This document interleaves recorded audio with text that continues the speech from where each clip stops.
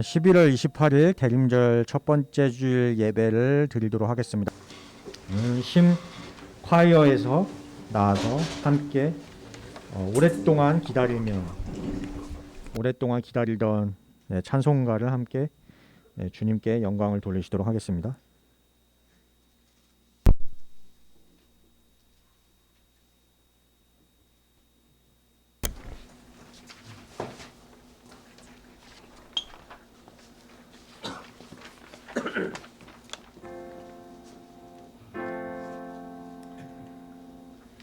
오랫동안 기다리다 주님 강림하셔서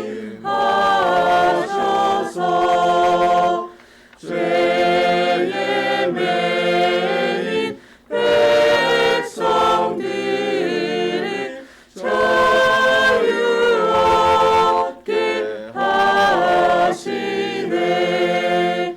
주는 우리 소망이요 힘과 위로 되시니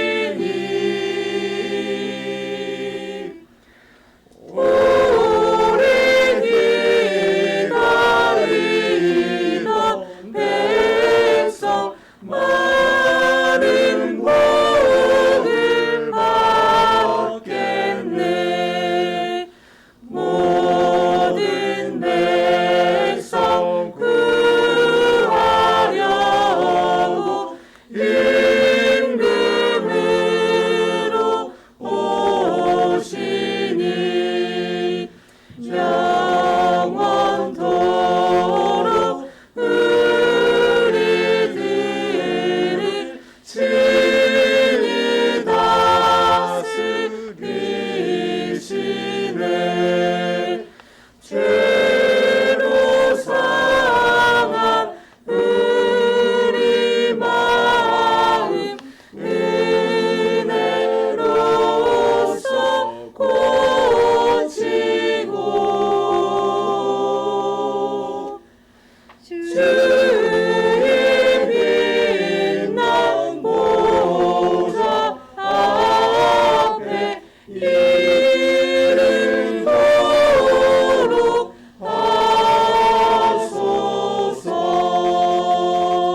아멘.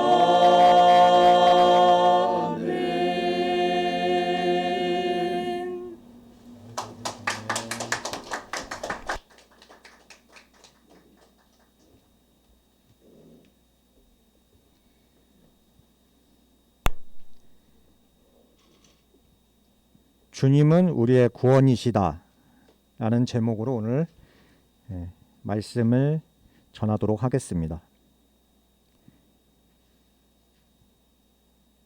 쉼이 있는 교회 성도 여러분, 오늘은 대림절 첫 번째 주일입니다.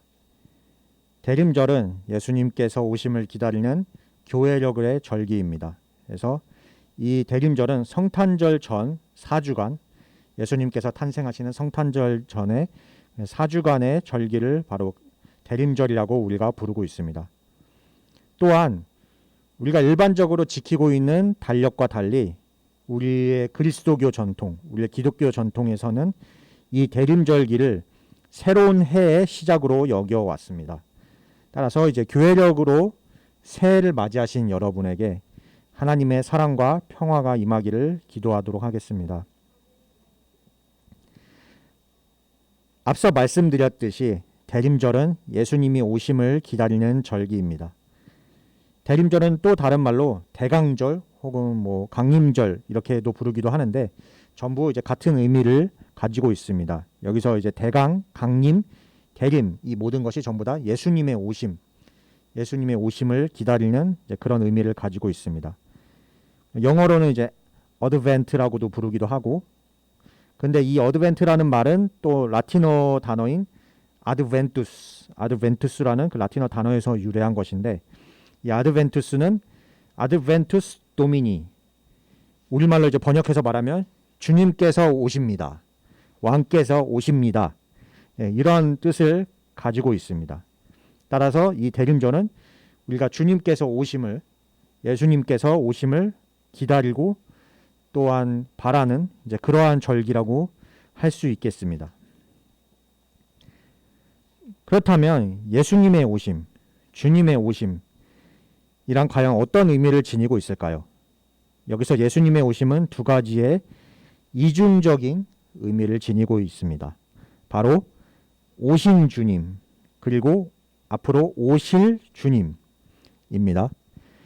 오신 주님은 2000여 년 전 우리 인류의 죄를 용서하시기 위하여 베들레헴의 마구간에 인간의 몸으로 오셨던 주님을 뜻하고, 또 앞으로 오실 주님은 장차 심판을 위해 오실 예수님, 바로 재림의 주님을 의미합니다.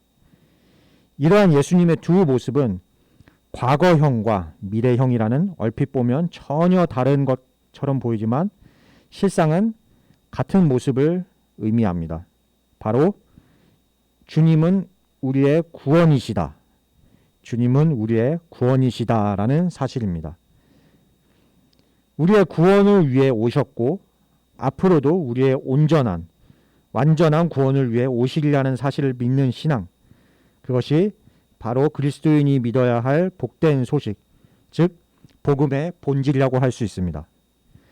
우리는 예수님을 생각할 때 우리를 용서하시는 주님 그리고 심판하시는 주님 모두 결국에는 우리를 구원하시고자 하는 그것에 목적이 있음을 반드시 기억해야 할 것입니다.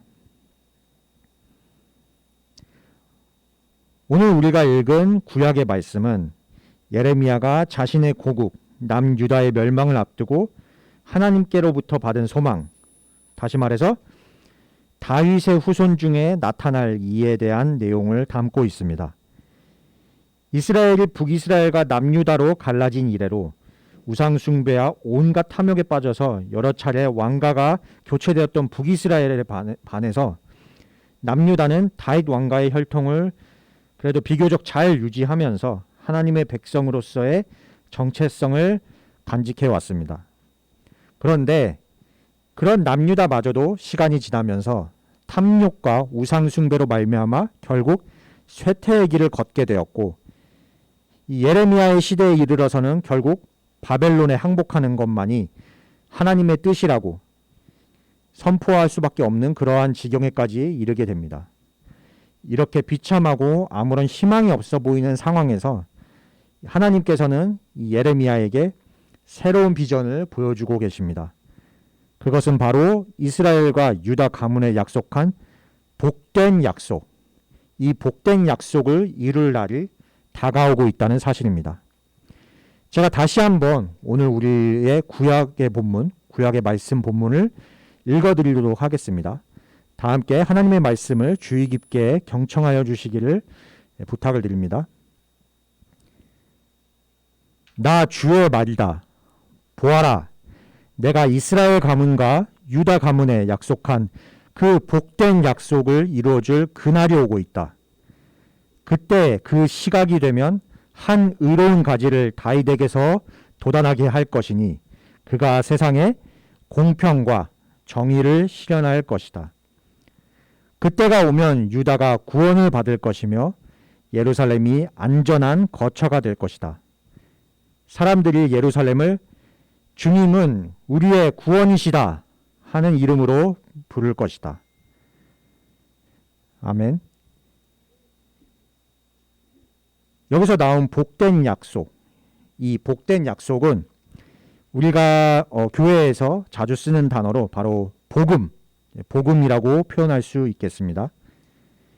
이 복된 약속 덕에 절망 중에 빠져있던 이스라엘은 하나님께로부터 오는 참된 소망을 발견할 수 있었습니다.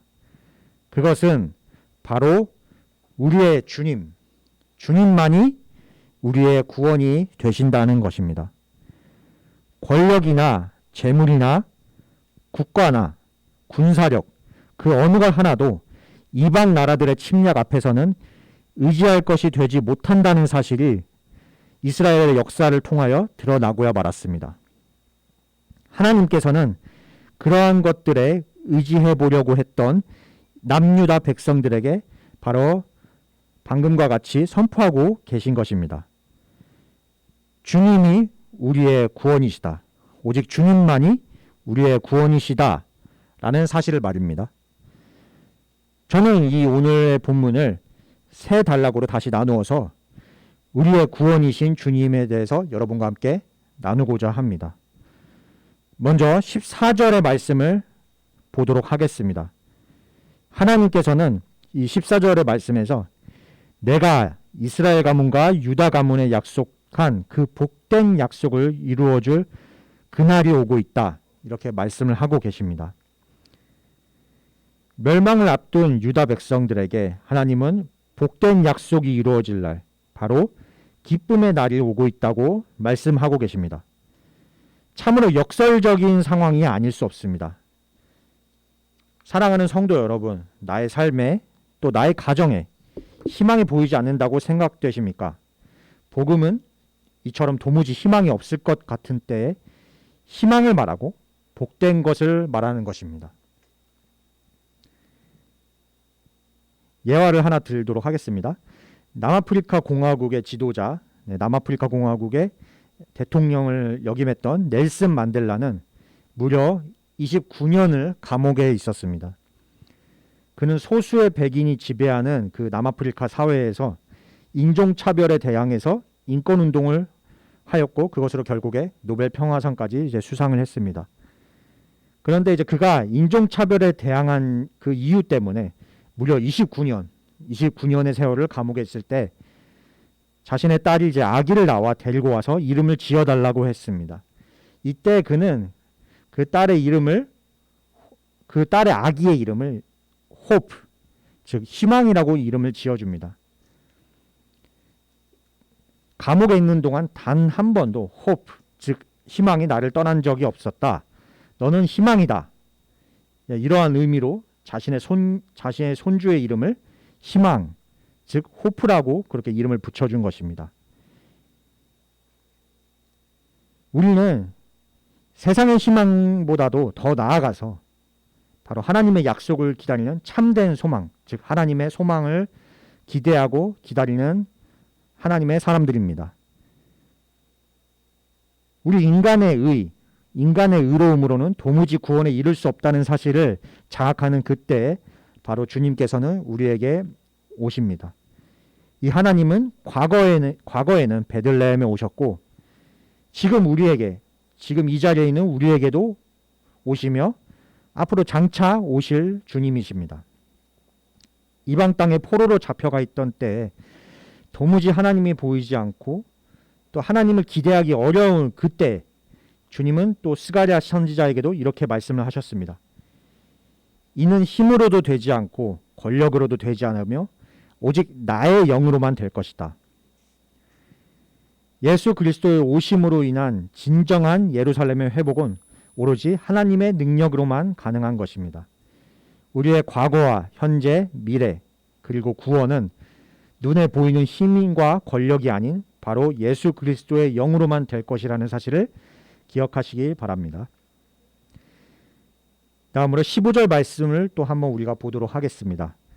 그때 그 시각이 되면 한 의로운 가지를 다윗에게서 돋아나게 할 것이다 라고 이렇게 말씀을 하고 계십니다.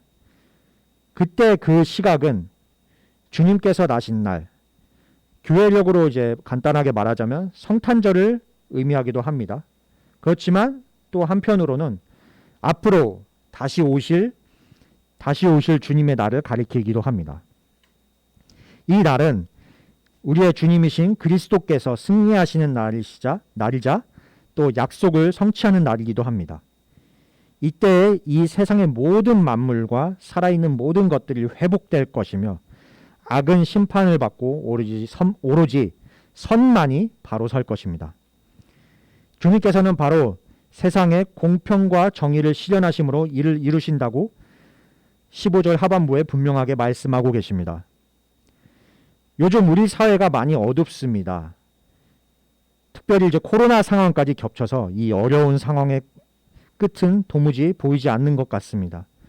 모든 상황과 환경이 우리를 무척이나 우울하게 만들고 있습니다. 그렇지만 사랑하는 성도 여러분, 그렇다고 해서 우리 그리스도인들도 지금 상황을 어둡다고 바라보아서는 안 됩니다. 주님께서 오시면 포로된 자에게 해방을, 눈먼 자들에게는 눈뜸을, 억눌린 자들에게는 풀려남의 역사가 일어나는 줄을 믿습니다. 바로 이 일들이 우리 주님께서 이 땅에서 하셨던 사역이자 장차 오실 날에 비로소 완성될 일들입니다. 그 다음으로 이제 16절 말씀을 한번 또 보도록 하겠습니다. 이 16절 말씀에서는 그때가 오면 유다가 구원을 받을 것이며 예루살렘이 안전할 거처가 될 것이다 라고 이렇게 말씀을 하고 계십니다. 이방 나라의 침략, 바벨론의 침략으로 인해서 유다와 예루살렘, 이스라엘의 중심지였던 예루살렘마저도 황폐화된 그때에 이러한 선포는 도무지 이스라엘 백성들에게 믿기지 않는 일이었을 것입니다. 그리스도인으로서 우리의 삶은 불안할 때도 있고 고달플 때도 너무나도 많습니다. 어느 곳도 안전한 곳이 없습니다. 그러나 주님은 다음과 같이 말씀하십니다. 시편 12절 5절의 말씀에 가련한 사람이 짓밟히고 가난한 사람이 부르짖으니 이제 내가 일어나서 그들이 갈망하는 구원을 베풀겠다 라고 말씀하고 계십니다. 비록 우리가 불안하고 고달픈 상황에 있을지라도 주님을 신뢰하는 우리는 결국에 견고히 서게 될 것입니다. 우리가 비록 죽음의 그늘 골짜기를 건널지라도 두려워하지 않을 수 있는 것은 주님께서 우리와 함께 하시고 또 주님의 막대기와 지팡이로 우리를 언제나 보살펴주고 계시기 때문입니다. 지금 당장은 악인이 잘 되는 것 같고 또 믿지 않는 이들이 잘 되는 것 같고 우리 그리스도인들은 손해를 보는 것 같지만 결국엔 모든 사람들이 그리스도인인 우리를 통해서 오직 주님만이 참 구원이시다. 주님만이 구원이시라는 사실을 결국에는 깨닫게 될 것입니다. 오늘 말씀을 통해 우리는 우리의 주님이 오실 날에 주님께서 이루실 일들에 대한 비전을 함께 살펴보았습니다. 주님의 날은 그리스도를 부인하는 이들에게는 두려움의 날이요 심판의 날이지만 그리스도를 구주로 고백하는 이들에게는 성취의 날이자 복된 약속의 날입니다. 이 날은 주님께서 이 세상에서 공평과 정의를 이루시는 일들을 시작하신 날이자 궁극에는 결국에는 그 일들을 완성하실 날입니다. 오신 주님 그리고 앞으로 오실 주님의 사이에서 우리는 주님께서 우리를 통해 이루시고 완성하실 일들을 기대하며 그 일에 동참해야 하겠습니다. 세상은 점점 강팍해져 가며 또 메말라가고 창조의 때의 그 본연의 모습을 잃어가고 있는 것처럼 보입니다. 사랑보다는 미움이, 평화보다는 다툼이, 공생보다는 경쟁과 짓밟음이 승리하고 있는 것처럼 보이는 것이 지금 우리가 살아가고 있는 이 세상의 모습입니다. 그러나 이 순간도 주님은 끊임없이 우리와 함께 계셔서 이 땅 가운데 공평과 정의를 실현하고 계신다는 사실을 잊어서는 안 됩니다.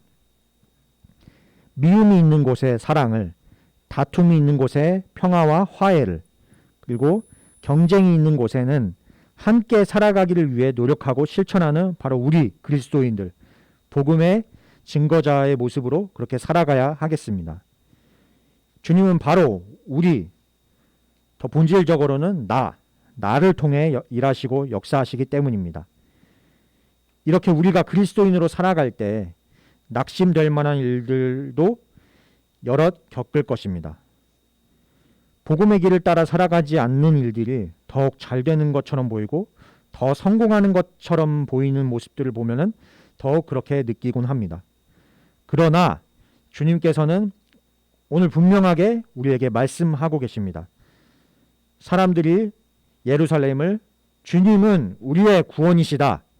주님은 우리의 구원이시다 하는 이름으로 부를 그날이 반드시 오리라는 것을 말입니다. 우리를 통해 결국 주님만이 이 세상을 구원할 유일할 분이시자 희망이시라는 사실이 드러나리라는 그 복된 약속을 믿으시는 쉼있는 교회 성도 여러분이 되시기를 바랍니다. 특별히 이 대림절 기간 오신 주님 그리고 앞으로 오실 주님을 기다리며 우리는 더욱 성도의 본분에 힘써야 하겠습니다. 하나님과 이웃을 사랑하며 또 교회를 섬기며 진실하게 살아가는 우리가 되기를 소망합니다. 그리하여서 마침내는 오실 주님을 영접하고 진정한 하늘의 상급을 받으시는 여러분이 되기를 진심으로 소망하고 기도합니다.